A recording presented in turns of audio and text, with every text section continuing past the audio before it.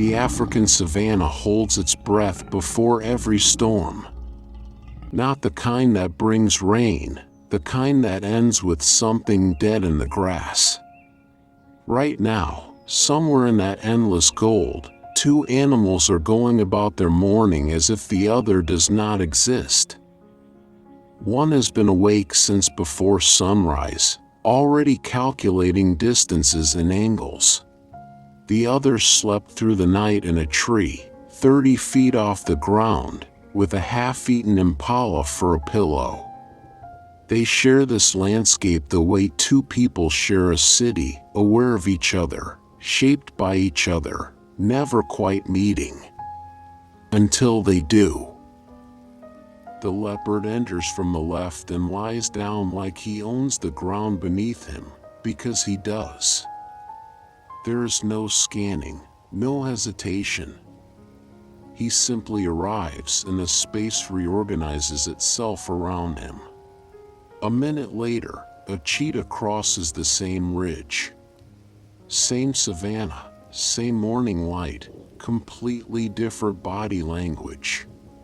Where the leopard settles, the cheetah moves.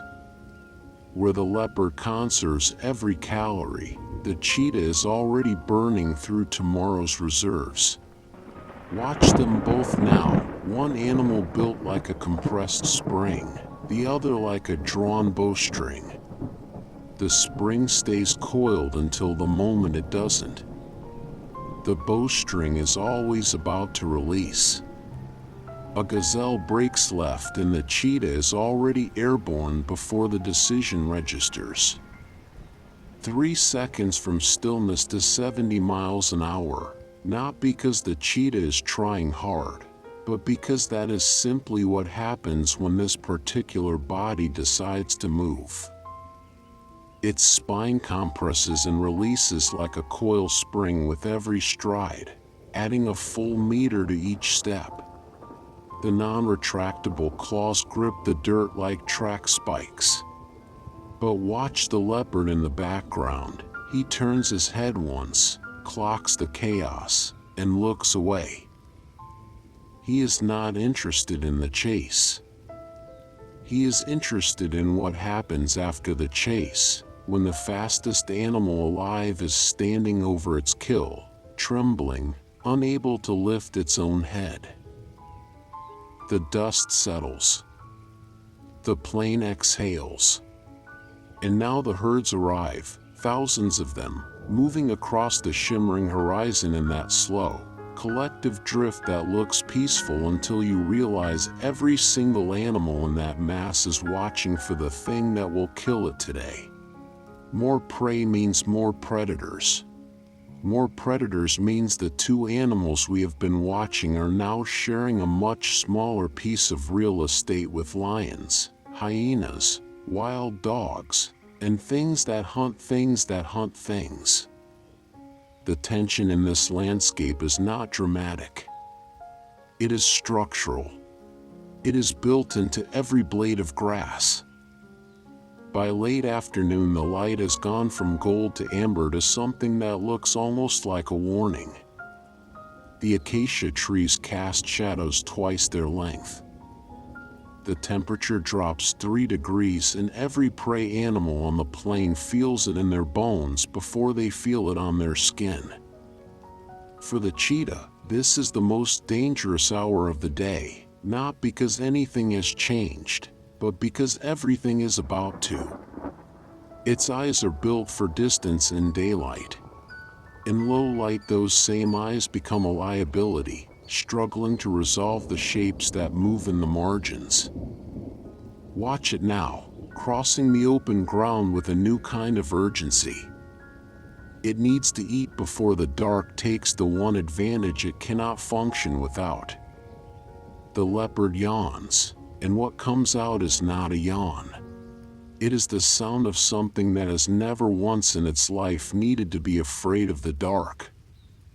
He turns his head slowly from one side to the other, not searching for anything specific, just confirming that everything within range of those eyes still belongs to him. It does. It always does. When the sun goes down, this particular equation does not change, it simply becomes more obvious. Those jaws can crack bone that hyenas abandon as too hard. Not because the leopard is larger than a hyena, it is not, but because somewhere in the engineering of that skull, evolution made a decision about density over everything else. He finishes what he wants and retreats into the green canopy without ceremony, becoming invisible between one step and the next. He does not need the kill defended. He needs it stored. And he needs time that the cheetah, resting exposed in a small clearing nearby, does not have the luxury of taking. For the cheetah, visibility is an inescapable condition of its own body. For the leopard, it is a choice he almost never makes. A shift in the wind and the leopard is moving, not fast, not slow, exactly as fast as the situation requires and not one step faster. He does not telegraph. He does not announce. The strike, when it comes, looks less like an attack and more like a conclusion, the inevitable end of a long, quiet argument that the prey never knew it was having. Now watch this. He takes a carcass that outweighs him, clamps it in his jaws, and goes straight up a vertical trunk without pausing to consider whether it is possible. The muscles along his neck and shoulders are doing something that has no clean comparison in the rest of the animal kingdom. Imagine carrying a full-grown man up a ladder using only your teeth, and doing it without breaking stride. 15 feet up, he drapes the kill over a branch and steps back. Problem solved. His food will be there when he returns. That single ability changes everything about how he lives. It is the reason he can afford to hunt alone. The cheetah coalition has no tree. What they have instead is each other, and they use it with a precision that looks almost planned. They eat in rotation, heads down, one animal always scanning while the others feed. They have maybe 8 minutes before something larger picks up the scent. They take 7 and leave on their own terms, walking away from a stripped carcass into the tall grass. Empty-handed, yes, but breathing, which in this place is the only metric that matters at the end of the day. When cheetah brothers hunt together, they do not divide roles in any way you could write down as a rule. They read each other in real time, a slight angle of the ear, a fractional shift in weight, and the formation adjusts without a signal passing between them. The gazelle they have isolated has no answer for this. It can outmaneuver one cheetah, maybe. It cannot simultaneously account for 4 sets of eyes closing from 4 different vectors at once. This is what evolution found when it could not make the cheetah any faster. It made more of them work as one. After the kill, they eat close together, flanks touching, which is not something predators typically do. It is a habit that started when they were cubs and never stopped, the physical proximity of the only animals in their world they fully trust. When they are done, they groom each other with a care that looks entirely out of place in a landscape this brutal. But that is the point. The tenderness is not despite the brutality, it is because of it.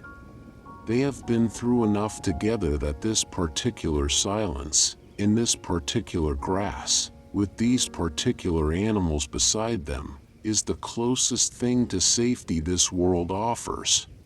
The leopard has none of this. Not the coalition, not the contact, not the silence that feels shared. He chose something else, or something else chose him. The sky changes before the landscape does. The clouds that have been building since midday finally commit, and the savanna shifts from gold to something older and less comfortable. The lone acacia on the ridge looks different in this light, less iconic, more exposed. A cheetah moves through the green brush at the edge of the frame, heading somewhere with purpose, and then it is gone. What replaces the daytime energy is not quiet exactly. It is the kind of stillness that has weight to it, the kind that makes you aware of your own heartbeat. The leopard is somewhere in this. He has been in this all along. He just stopped bothering to be visible. There he is, flattened along a branch 20 feet up, his body following the line of the wood so precisely he looks like something that grew there. From this position he can see everything on the ground below without being visible from any angle. When the last of the golden light catches him coming down, you get a second to appreciate the sheer density of him. This is not a lean animal, not a built-for-speed animal. Every part of him is about force and concealment. He steps into the dry grass and sits, and within 30 seconds the grass has absorbed him completely. He passes a fallen trunk without slowing, his paws finding the ground between the roots without looking down. He walks toward the camera with the complete lack of self-consciousness of something that has never once in its life been prey. He does not look at the lens. He does not acknowledge the humans behind it. He simply passes through the frame the way weather passes through, present, indifferent, and then gone. He settles in the green grass and looks directly into the lens. And there is a long moment where the usual distance between observer and observed simply does not exist. There is no aggression in it, just a flat, complete awareness that carries none of the anxiety you would expect from an animal being filmed by strangers at close range. In the dry forest he moves differently, lower, slower, nose closer to the ground, reading a map written in scent that no human instrument can detect. He cleans his paw with the unhurried focus of someone who has finished their work for the morning and knows it. Back in the open grass he sits upright, and in the late light, against the dry gold of the savanna, he looks less like a predator resting and more like something that was here before the grass and will be here after. Something catches his attention to the left and his entire body reconfigures in under a second, ears forward, weight shifted, a quality of stillness that is completely different from the stillness of resting. He moves into shadow and the spots on his coat do something that is genuinely difficult to explain. They stop reading as pattern and start reading as texture, as dappled light, as the gap between two branches. He lowers himself onto damp soil, eyes half open, not sleeping but not fully present either, a state with no good human equivalent. Then, from behind a trunk, he extends his head with what looks almost like caution. For an animal with no meaningful predators in this ecosystem, the caution is interesting. It suggests a kind of vigilance that is not about fear. It is just the permanent condition of a life lived at the edge of everything. But the savanna is only one chapter. To understand what this animal actually is, you have to follow it somewhere the rules are completely different. Leopards live on every continent except Antarctica and Australia. Mountain ranges, rainforests, semi-deserts, river deltas, each population has quietly adjusted to its conditions across generations, fine-tuning coat thickness, hunting technique, prey preference, without ever losing the essential architecture that makes it a leopard. The cheetah, for all its extraordinary engineering, is a specialist. Remove it from open grassland and it struggles. The leopard is something rarer, a generalist that has genuinely mastered every environment it has entered. one animal lying camouflaged in the dark grass there, invisible unless you already know exactly where to look. But the savanna is only one chapter. To understand what this animal actually is, you have to follow it somewhere the rules are completely different. Leopards live on every continent except Antarctica and Australia. Mountain ranges, rainforests, semi-deserts, river deltas, each population has quietly adjusted to its conditions across generations, fine-tuning coat thickness, hunting technique, prey preference, without ever losing the essential architecture that makes it a leopard. The cheetah, for all its extraordinary engineering, is a specialist. Remove it from open grassland and it struggles. The leopard is something rarer, a generalist that has genuinely mastered nearly every environment it has entered. There, lying camouflaged in the dark grass, is one animal doing exactly that, invisible, unless you already know where to look.